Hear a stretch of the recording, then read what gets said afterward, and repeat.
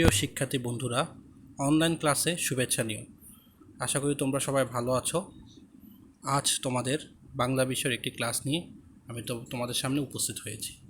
আজকের এই অনলাইন ক্লাসে তোমাদেরকে স্বাগত। আমি মোহাম্মদ মাকসুদুর রহমান, সহকারী শিক্ষক, লেক সার্কাস উচ্চ বালিকা বিদ্যালয়। বন্ধুরা, দেখো তো স্ক্রিনে কি ছবি দেখতে পাচ্ছ? চারদিকে কাশবন, তাই না? একটি নদীর ছবি। দেখো তো নদীর পাশে কি আছে, কাশবনগুলো কোথায় আছে? কি মনে হচ্ছে? নদীর তীরে কাশবনগুলো আছে, তাই না? হ্যাঁ, ঠিক বলেছ। আরেকটি ছবি দেখো। এখানে আমরা কি দেখতে পাচ্ছি? একটি নদীর মধ্যে দুটি নৌকা বাঁধা আছে।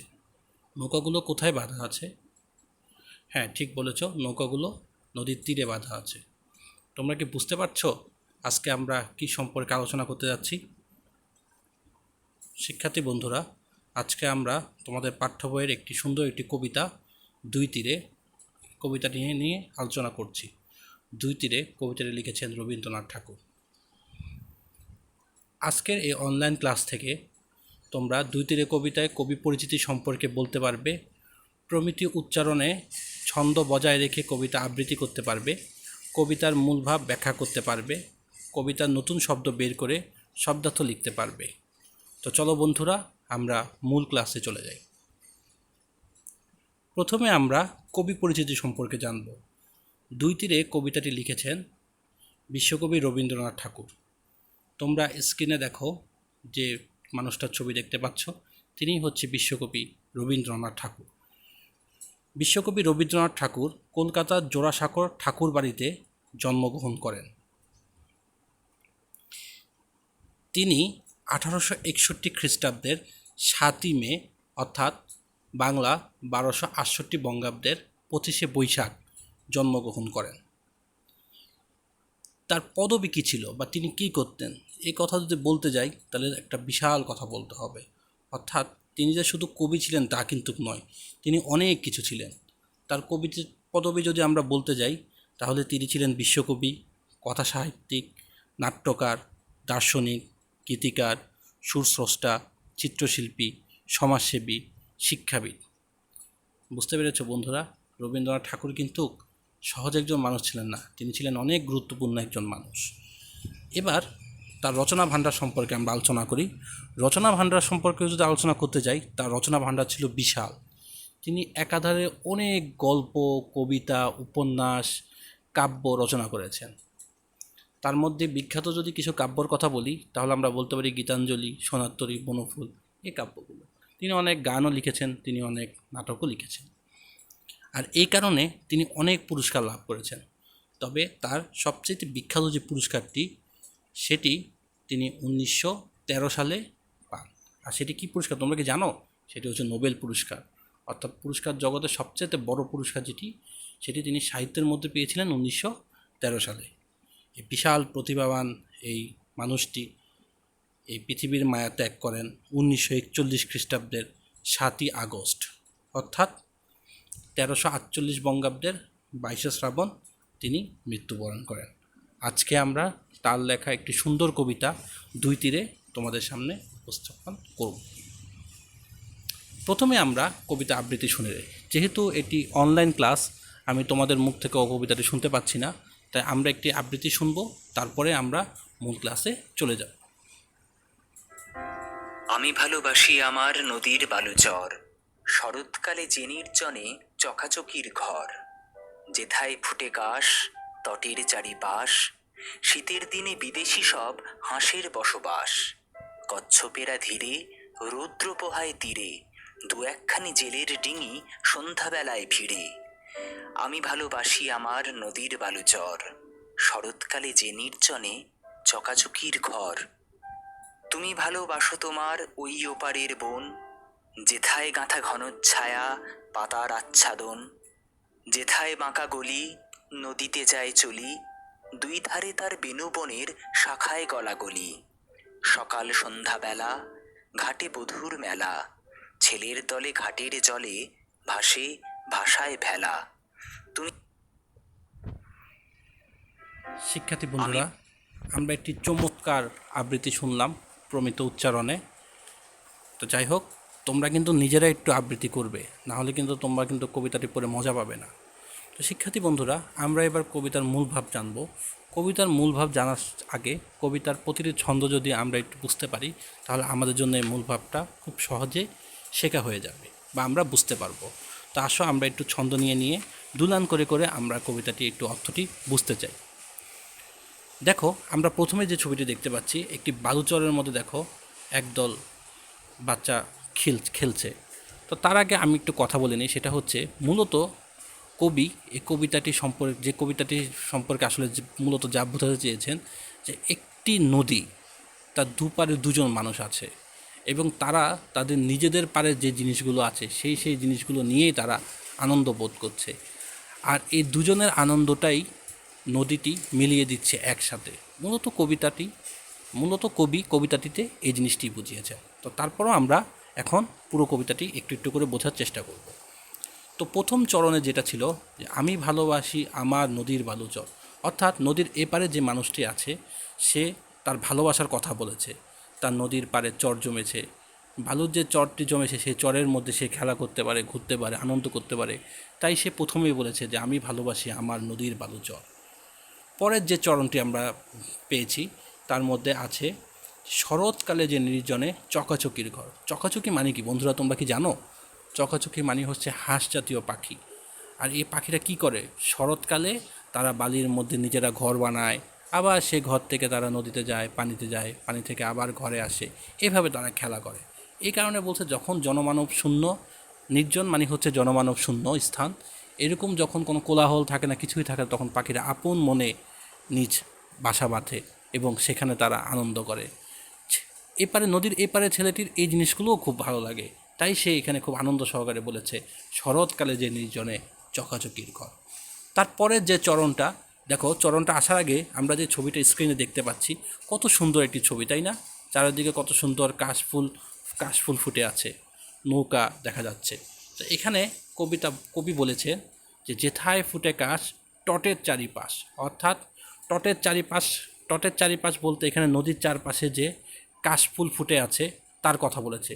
এখানে স্ক্রিনের মধ্যে তোমরা যে ছবিটা দেখছো, এখান থেকে বোঝা যাচ্ছে যে নদীর এই পারের যে মানুষ সে কত আনন্দ নিয়ে কথাটি বলেছে, অর্থাৎ সে এই জায়গাতে আছে, অর্থাৎ তার কাছে কত ভালো লাগছে সে এই পারে আছে, কত আনন্দ নিয়ে সে বলেছে যে যেথায় ফুটে কাশ তটের চারিপাশ। তারপরের চরণটি আমরা দেখতে পাচ্ছি যে এক ঝাঁক পাখি উড়ে আসছে, তাই না? বলতো বন্ধুরা, তোমরা যদি এখন এই জায়গায় থাকতে তাহলে তোমাদের কাছে কেমন লাগতো? তোমাদের চোখের সামনে যদি এমন পাখিগুলো উড়ে আসতো, মজা করতো, পানিতে ঝাপটাতো, তোমার কাছে কেমন লাগতো? নিশ্চয়ই খুব ভালো লাগতো।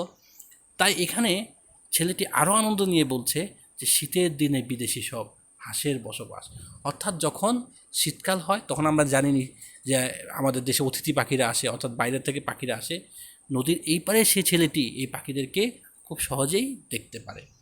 তারপরে দেখা যাচ্ছে যে এখানে তোমরা দেখতে পাচ্ছ একটা ছবির মধ্যে কিছু কচ্ছপ আছে। কচ্ছপ আমরা জানি যে উভচর প্রাণী, তারা পানিতেও বসবাস করতে পারে, আবার ডাঙ্গায়ও বসবাস করতে পারে। তাই যখন মনে করো যে অনেকক্ষণ তারা পানি থাকে, তারা মাঝে মধ্যে একটু ডাঙ্গায় উঠে একটু রোদের মধ্যে থাকে, এটাও তার ছেলেটির কাছে খুবই আনন্দময় হয়েছে। তাই তারা বলেছে যে কচ্ছপেরা ধীরে রৌদ্র প্রহায় তীরে, অর্থাৎ কত আনন্দ নিয়ে সেই কথাগুলো বলছে। তারপরের চরণটা দেখো, যেখানে শেষ মুহূর্তে সে বলেছে যে সারাদিন তার যত আনন্দ সেটা তো বলেছেই, তারপরে সে বলছে যে দু একখানি জেলের ডিঙ্গি সন্ধ্যাবেলায় ভিড়ে, অর্থাৎ জেলেরা মাছ ধরার জন্য সেই নদীর বুকে চলে যায়, সারাদিন মাছ ধরার পর আবার সেই তীরে ফিরে আসে। অর্থাৎ এই করে করে ছেলেটি বলছে যে তার তীরের মধ্যে, তার নদীর এপারের মধ্যে যত কিছু আছে সব কিছুই ছেলেটির কাছে খুব ভালো লাগছে। এখন নদীর ওপারে যে ছেলেটি আছে তার কাছে কেমন লাগছে, সে কি বলছে? সে প্রথমে বলছে, এখানে কবি তাকে বুঝিয়ে দিচ্ছে যে তুমি ভালোবাসো তোমার ওই ওপারের বন, অর্থাৎ নদীর ওপারের মধ্যে যে বনটি আছে সে বনটি ওই ছেলেটির কাছে খুবই ভালো লাগে। বনটি কেন এত ভালো লাগে? কারণ যেথায় গাথা ঘন ছায়া পাতার আচ্ছাদন। বন্ধুরা, তোমরা স্ক্রিনে যে ছবিটি দেখতে পাচ্ছ, অর্থাৎ দুপাশে দেখো গাছগুলো কত সুন্দর শাখায় শাখায় মিলে গেছে, অর্থাৎ পাতাগুলো এমনভাবে এত সুন্দরভাবে আছে চিন্তা করো তো, এই জায়গাটার মধ্যে যদি তুমি এখন থাকতে তোমার কতটা ভালো লাগতো। তাহলে নদীর এই ছেলেটি প্রতিদিন, নদীর ওপারের ছেলেটি প্রতিদিন এই জায়গায় থাকে, তাহলে তার কেমন লাগছে নিশ্চয়ই বুঝতে পারছো যে কতটা ভালো লাগছে। আচ্ছা, তারপরে দেখো নদীর ওপারে দেখো আঁকাবাঁকা করে একটি পথ চলে গেছে, এই পথটাও তার কাছে খুব ভালো লাগে। তাই সে বলছে কি, যেথায় বাঁকা গলি নদীতে যায় চলি। বুঝতে পেরেছো বন্ধুরা?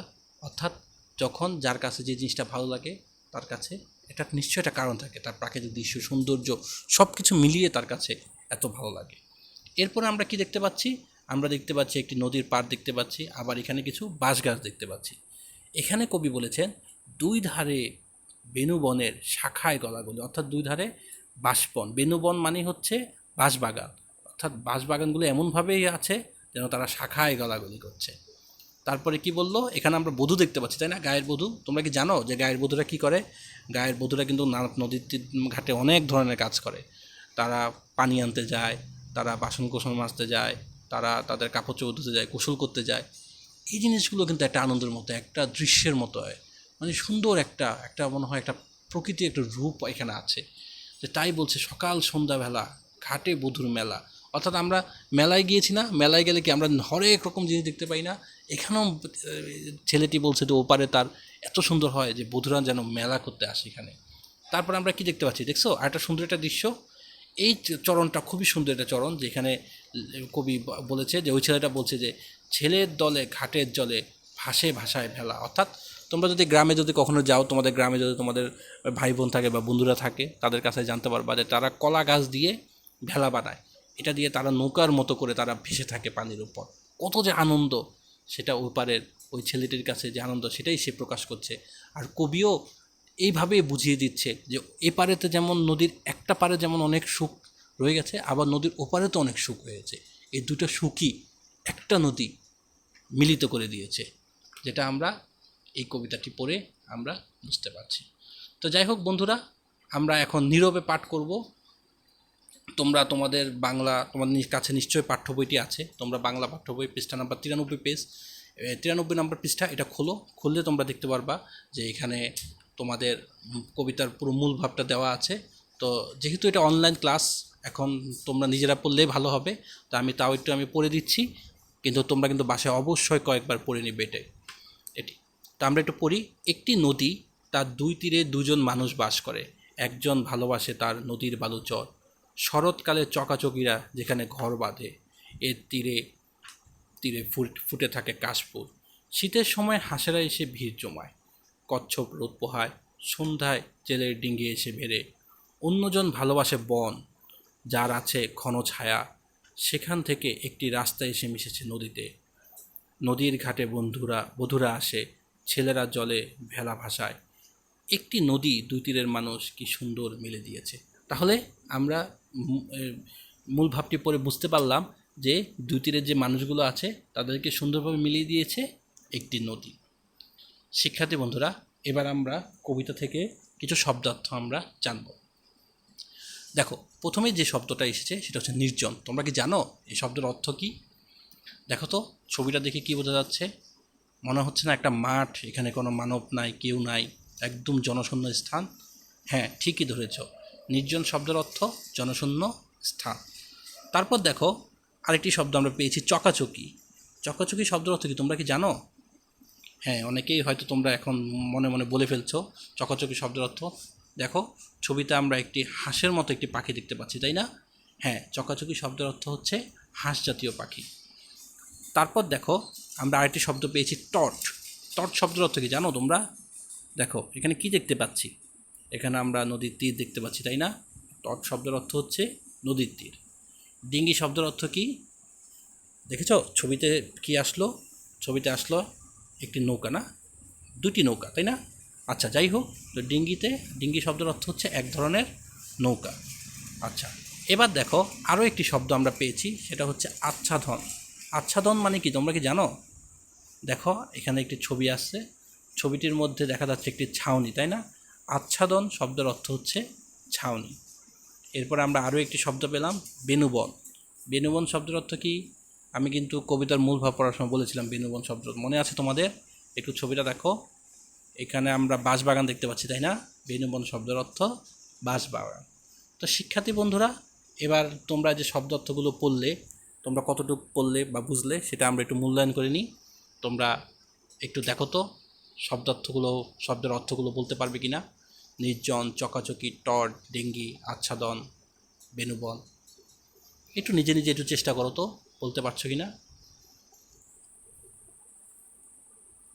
আচ্ছা, তোমরা যদি এখন চেষ্টা করে থাকো তাহলে এখন একটু মিলিয়ে নাও। দেখো তো তোমাদের শব্দের সাথে এই শব্দার্থগুলো কি মিলেছে কিনা।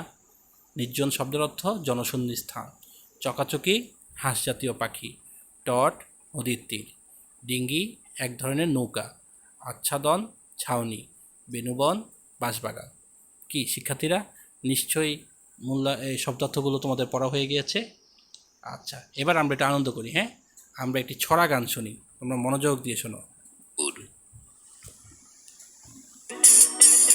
আমি ভালোবাসি আমার নদীর বালু চর, শরতে কাল যে নির্জনে চকাচকির ঘর, যেথায় ফুটে কাশ তটের চারিপাশ, শীতের দিনে বিদেশি সব হাঁসের বসবাস, কচ্ছপেরা ধীরে রৌদ্র পোহাই তীরে, দু একখানি জেলের ডিঙ্গি সন্ধ্যা বেলায় ভিড়ে। তুমি ভালোবাসো তোমার ওই পারের মন, যেথায় গাথা ঘন ছায়া পাতার আচ্ছাদন, যেথায় বাঁকা গলি নদীতে যায় চলি, দুই ধারে তার বেনু বনের শাখায় গলাগলি, সকাল সন্ধ্যা বেলা ঘাটে মধুর মেলা, ছেলের দলে ঘাটের জলে ভাসে ভাষায় ভেলা। কি শিক্ষার্থী বন্ধুরা, কেমন লাগলো ছড়া গানটি? নিশ্চয়ই অনেক মজা লেগেছে। তোমরা ইচ্ছা করলে কিন্তু ভিডিওটা টেনে আবারও এই ছড়া গানটি শুনতে পারো। তো যাই হোক, তো এখন আমরা তোমাদেরকে বাড়ির কাজ দিব। দেখো, তোমাদের পরীক্ষায় ঠিক যেভাবে প্রশ্ন আসে ঠিক সেরকমই একটা বাড়ির কাজ তোমাদেরকে দেওয়া হলো। এখানে বলা আছে যে নিচের কবিতা অংশটুকু পড়ে ক, খ, গ নং প্রশ্নের উত্তর দাও। কবিতার প্রথম অংশটি দেওয়া আছে যে আমি ভালোবাসি আমার নদীর বালুচর, শরৎকালে যে নির্জনে চকাচকির ঘর, যেথায় ফুটে কাশ তটের চারিপাশ, শীতের দিনে বিদেশি সব হাঁসের বসবাস। কবিতাংশটুকু কোন কবিতার অংশ এবং কবিতাটির কবির নাম কি? তোমরা অবশ্যই এটা লেখার সময় কিন্তু বানানটার দিকে খেয়াল রাখবে, বানান যেন ভুল না হয়। কবিতাংশটুকুর মূল ভাব লিখো। এখানে কবিতাংশটুকু যে মূল ভাব সেটা তোমরা চেষ্টা করবে 5টি বাক্যের মধ্যে লেখার জন্য লিখতে, কারণ মূল ভাবের জন্য 5 নাম্বার থাকে। আর নদীর এপারের মানুষের ভালো লাগার দিকগুলো 3টি বাক্যে লেখো। এখানে তোমরা 3টি বাক্য লিখলেই তোমরা ওদের শেষ হয়ে যাবে। তোমরা প্রশ্নগুলো খাতায় উঠিয়ে নাও। আর শিক্ষার্থী বন্ধুরা, তোমরা বাসায় আছো, ঘরে বসে তোমরা পড়ছো, এই জন্য তোমাদেরকে অনেক অভিনন্দন। তোমরা বাসায় বসেই পড়াশোনা করবে, তোমরা কিন্তু ঘর থেকে বের হবে না। আমরা যে ক্রান্তিকাল পার করছি, ইনশাল্লাহ খুব তাড়াতাড়ি আমাদের এই সমস্যার সমাধান হয়ে যাবে। আবার আমরা আগের মতো স্কুলে যেতে পারবো, আনন্দ করতে পারবো এবং ক্লাস করতে পারবো। তাই তোমরা মন খারাপ করো না, তোমরা ঘরে বসেই আস্তে আস্তে তোমাদের অর্ধবার্ষিকের পড়া শেষ করো। ইনশাল্লাহ আমরা খুব তাড়াতাড়ি আবার আগের মতো পড়াশোনা চালু করব।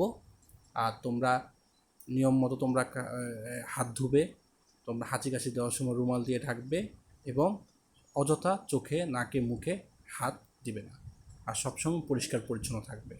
তো তোমরা ভালো থেকো। আজকে এখানেই আমি শেষ করছি। ইনশাল্লাহ আবার আগামী ক্লাসে তোমাদের সাথে দেখা হবে। দেখা না হলেও আমরা এভাবে অনলাইনে ক্লাস করব এবং তোমরা নিয়মিত চেক করবে আমাদের পেজগুলো এবং প্রতিটি ক্লাসে তোমরা অংশগ্রহণ করবে। আর যদি কোনো সমস্যা হয় অবশ্যই তোমরা আমার সাথে যোগাযোগ করবে, আমি চেষ্টা করব তোমাদের সমস্যাগুলো সমাধান করার জন্য। তোমরা ভালো থেকো, আবারও তোমাদের সাথে যোগাযোগ হবে ইনশাল্লাহ। ঠিক আছে, আল্লাহ হাফেজ।